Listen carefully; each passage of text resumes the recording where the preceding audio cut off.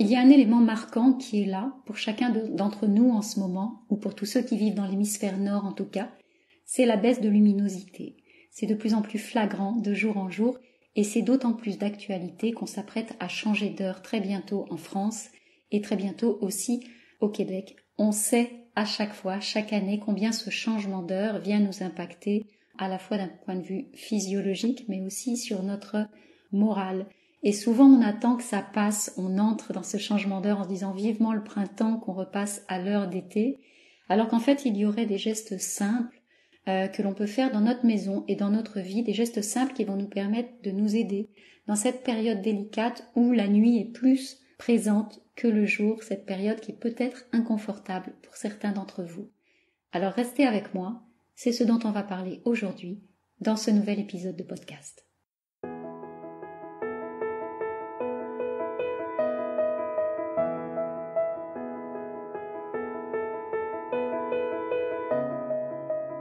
Bienvenue à la maison, bienvenue chez toi.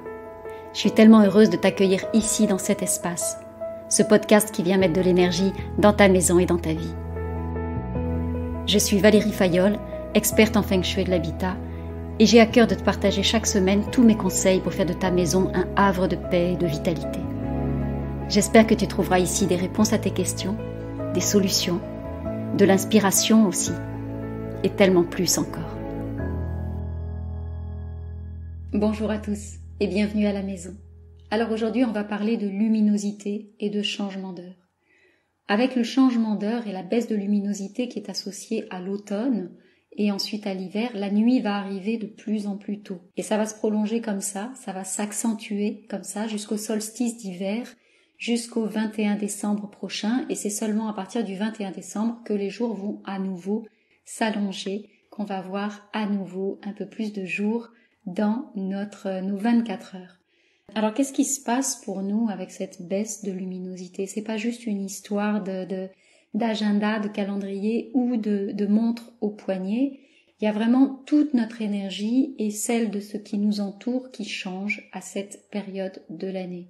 Le jour est associé à une énergie yang, c'est une énergie qui est solaire.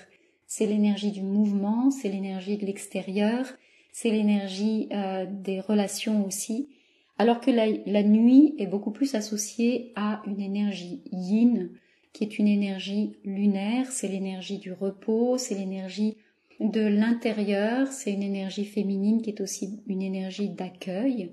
Et donc plus la nuit va s'allonger, plus nos jours vont se raccourcir, et plus le yin va être présent, plus l'énergie yin va être présente tout autour de nous et à l'intérieur de nous. Et plus on va avoir aussi besoin d'accompagner ce mouvement naturel de repli et de repos, y compris dans notre maison. Alors, c'est pas toujours évident de suivre ce mouvement-là, ce mouvement naturel-là, alors que quand la société nous demande au contraire d'être sur un autre rythme. Vos horaires de travail, eux, ils ne changent pas. Si vous êtes salarié, il est probable que vous ayez les mêmes horaires que vous soyez au mois d'octobre, au mois de mars, au mois de juin ou au mois de septembre, ça reste la même chose. Alors que la luminosité et vos besoins physiologiques, eux, changent. Comment on fait alors pour rester efficace, pour rester performant, pour rester disponible, productif, créatif, quand la nature nous invite à autre chose? Ça, c'est un vrai débat. Et le changement d'heure qui arrive vient nous bousculer encore un peu plus, puisque du jour au lendemain, on va être exposé à moins de luminosité.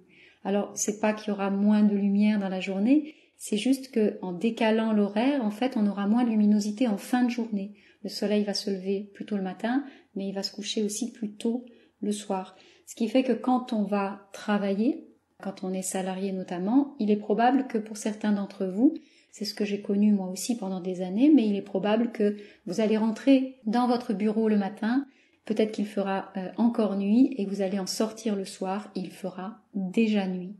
Et à ce moment-là, en fait, vous êtes de plus en plus coupé de la luminosité, du peu de luminosité qui est là dans la journée. Alors, pourquoi la lumière est importante pour notre organisme ? La lumière, c'est ce qui vient réguler notre rythme circadien. Le rythme circadien, c'est l'alternance entre la veille et le sommeil qui va se synchroniser naturellement avec l'alternance de lumière et d'obscurité de la terre, de la nature autour de nous. Et quand notre rythme circadien est équilibré, quand il est harmonieux, on va se réveiller naturellement avec le soleil le matin et on va s'endormir aussi naturellement avec la nuit quand elle arrive. Mais ça, c'est sans compter sans nos rythmes de vie. Nos rythmes de vie, ils nous demandent autre chose. Et puis c'est vrai aussi qu'on n'a pas envie de s'arrêter totalement en hiver ou en automne.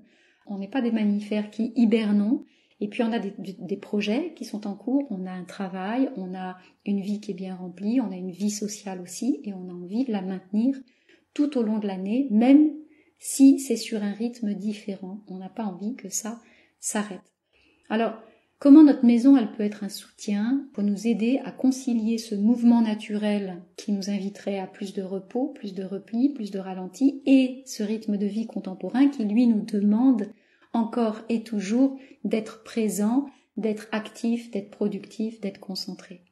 Il y a vraiment un enjeu autour de ce besoin de concilier les deux, parce que le risque, pour peu qu'il y en ait un, c'est d'essayer de vivre sa vie en ne tenant pas compte de ce changement de rythme biologique qui, lui, est bien là, qui est bien réel, qui est bien manifeste.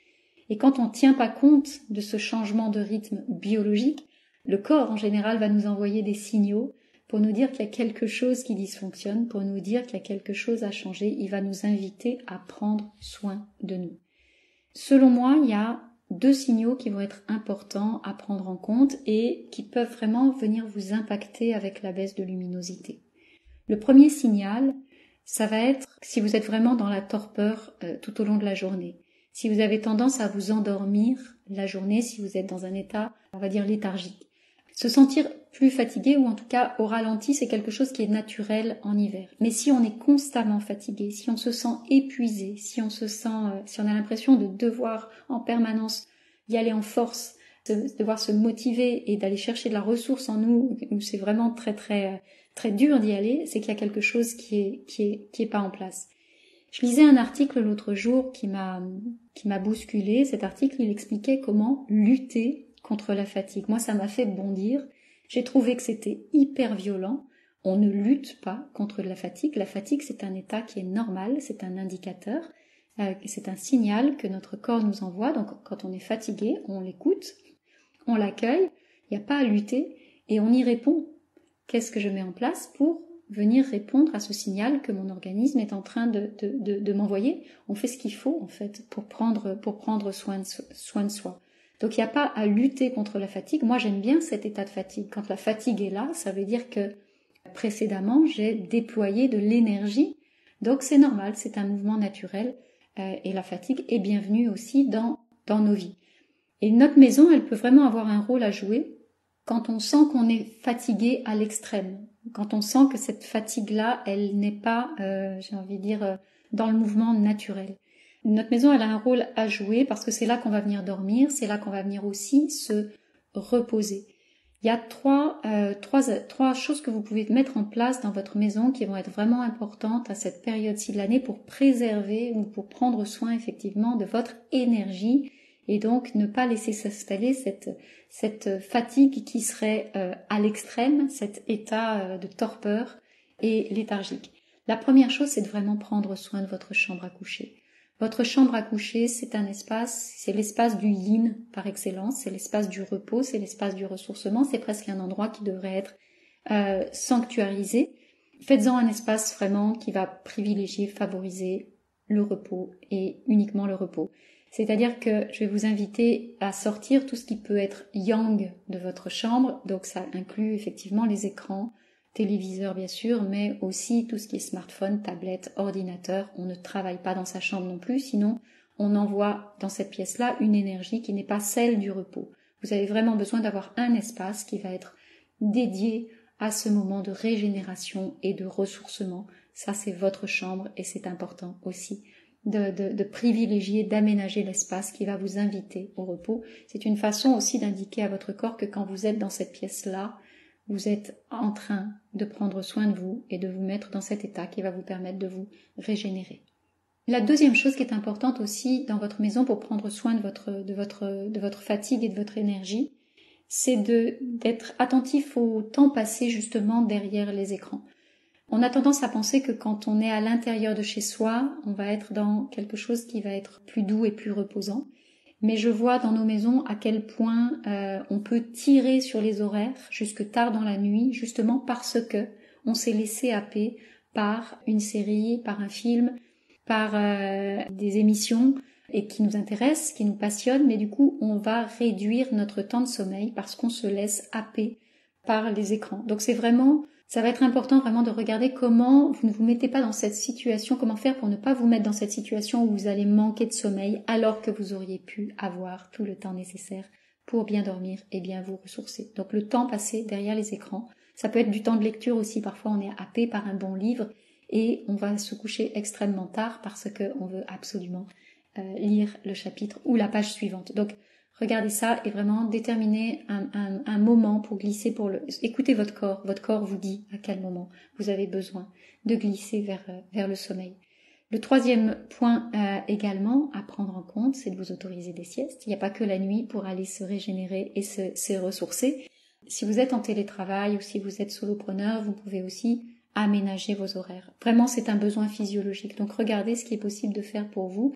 Autorisez-vous à revoir vos horaires quotidiens et de les adapter en fonction de la luminosité, mais aussi en fonction de votre rythme biologique. Allez vous poser ces questions-là. À quel moment j'ai besoin, moi, de me ressourcer, de me régénérer? À quel moment de la journée mon corps m'envoie ces signaux-là? Et si la sieste est requise, n'hésitez pas à la faire. Moi, je fais aussi des micro-siestes. J'ai appris à faire des micro-siestes il y a des années quand j'étais salariée, justement, et où j'avais pas de temps pour me reposer. Il fallait tout le temps être très très efficace et performant, et j'ai appris à ce moment-là à faire des siestes de 1, 2, 3 minutes. C'est vraiment un temps record, mais c'est extrêmement régénérant. Le corps se régénère en un temps vraiment très très réduit. Il arrive à aller chercher de la ressource. Donc soit vous mettez en place ces micro-siestes, soit effectivement vous avez plus de disponibilité et vous pouvez mettre en place ces moments-là en étant à l'écoute vraiment de vos besoins physiologiques.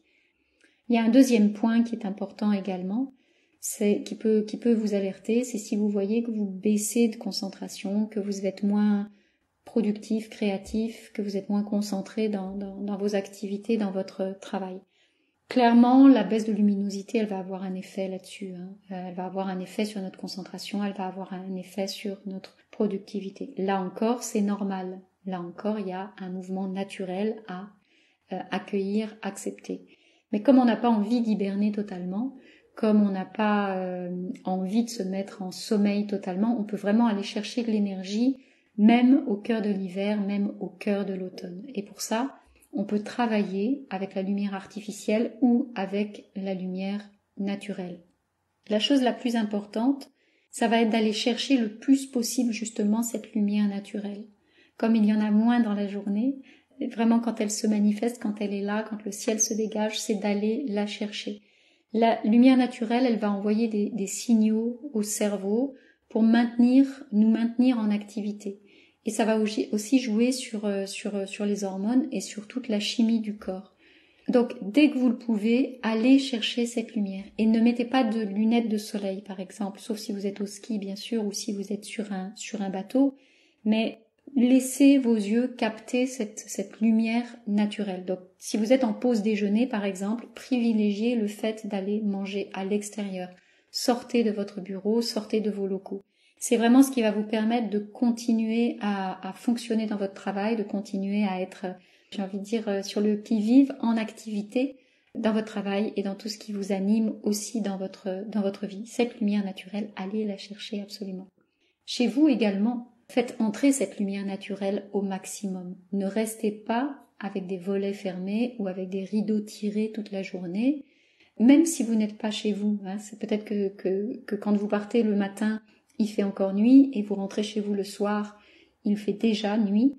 Et donc à ce moment-là, vous pouvez tenter de laisser vos volets fermés. Ça va être vraiment important d'ouvrir même si vous n'êtes pas là parce que votre maison va se charger de cette énergie yang au fil de la journée. Elle pourra vous la restituer aussi le soir quand vous allez rentrer. Ça va être important que votre maison soit aussi baignée dans cette énergie-là. Donc ouvrez-vous sur l'extérieur. Et c'est le moment aussi pour aller nettoyer vos vitres, si c'est pas le cas, d'aller privilégier tout ce qui peut faire rentrer, inviter cette lumière naturelle dans votre maison.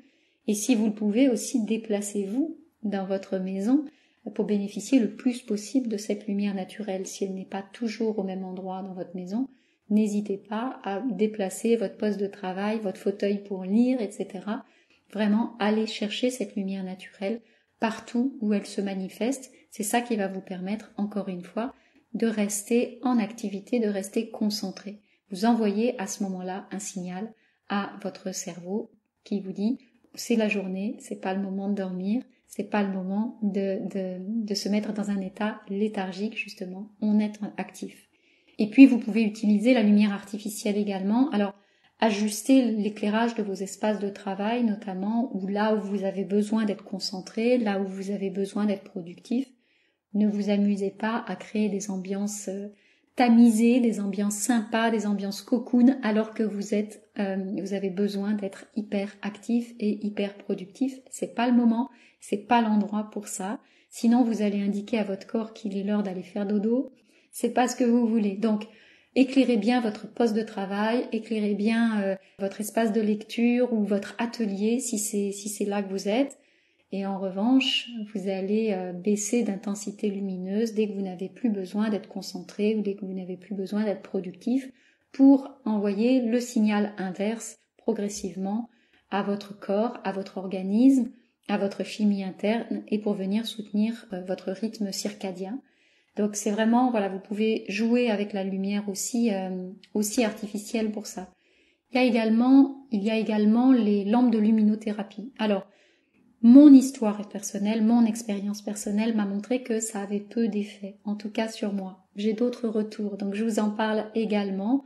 Les lampes de luminothérapie, c'est un spectre effectivement lumineux qui permet de reproduire la lumière naturelle.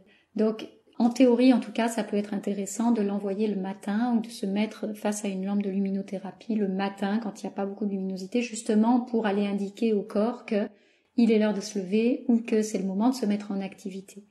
C'est une façon de reproduire le soleil de façon artificielle en fait. Moi j'ai travaillé, je voulais vous faire mon retour d'expérience là-dessus. J'ai travaillé pendant 2 ans et demi, il y a quelques années, j'ai travaillé dans un bureau sans fenêtre du tout. Donc c'était une pièce obscure, été comme hiver, d'accord ? Donc c'était très très anxiogène. Mais il y avait un effet direct effectivement sur la chimie du corps et là sur le rythme circadien qui était complètement bousculé, perturbé par cette pièce-là. Donc j'avais acheté à ce moment-là une lampe de luminothérapie que j'ai laissée allumer en continu toute la journée pour m'indiquer que c'était effectivement que c'était le jour en fait pour m'aider à rester concentrée et productive. Honnêtement, ça n'a pas été suffisant pour moi. C'est-à-dire que mon état s'est dégradé au bout de quelques mois dans ces conditions de travail et au bout de 2 ans et demi, effectivement, j'ai dû quitter cet emploi-là parce que les conditions, en tout cas, ne me permettaient pas d'être au top de mon efficacité et de ce que je souhaitais pour moi aussi. C'était assez violent. Mais c'est vrai que je l'ai utilisé dans des conditions qui étaient un petit peu extrêmes. Et je serais curieuse d'avoir votre retour, vous, si vous utilisez cette lampe de luminothérapie et si vous avez un effet bénéfique. En tout cas, moi, je n'ai plus jamais fait l'expérience de cette lampe-là parce que je considère qu'il y a plein d'autres moyens aujourd'hui d'aller chercher la lumière naturelle et je me suis aussi créé une vie qui me permet d'être beaucoup plus proche de mes besoins et beaucoup plus à l'écoute de mes besoins. C'est ce que je vous souhaite également. Voilà mes amis, ce que je voulais vous partager aujourd'hui à propos de cette baisse de luminosité qui est tout à fait d'actualité du changement d'heure qui arrive ou qui vient juste de se produire selon le moment où vous écoutez cet épisode. Je vous rappelle les 2 signes importants qui sont à prendre en compte en ce moment. C'est si votre fatigue, votre torpeur, votre léthargie vous paraît trop lourde à porter, vous paraît surdimensionnée par rapport à ce que vous aimeriez.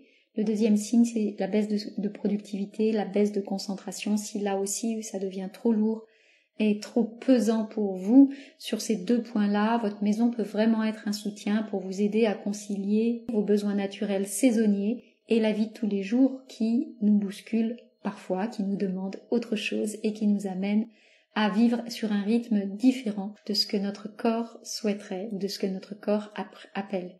J'espère que vous y avez trouvé de la valeur et que ce sera une source d'inspiration et une contribution pour vous.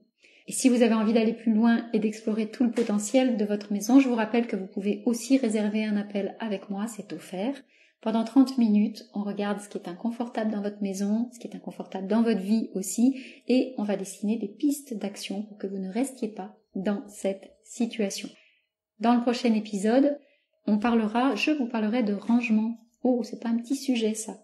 Comment faire quand on a une sensation de perpétuel recommencement, quand on ne s'en sort pas, quand c'est toujours remis sur l'établi, quand cette question du rangement est récurrente. Ça, on en parlera la semaine prochaine. Si cet épisode vous a plu et si vous avez envie de découvrir la suite, je vous invite à vous abonner à mon podcast. N'hésitez pas aussi à le partager autour de vous également. N'hésitez pas à m'écrire aussi pour me partager vos expériences, vos témoignages, votre vécu, vos histoires de maison.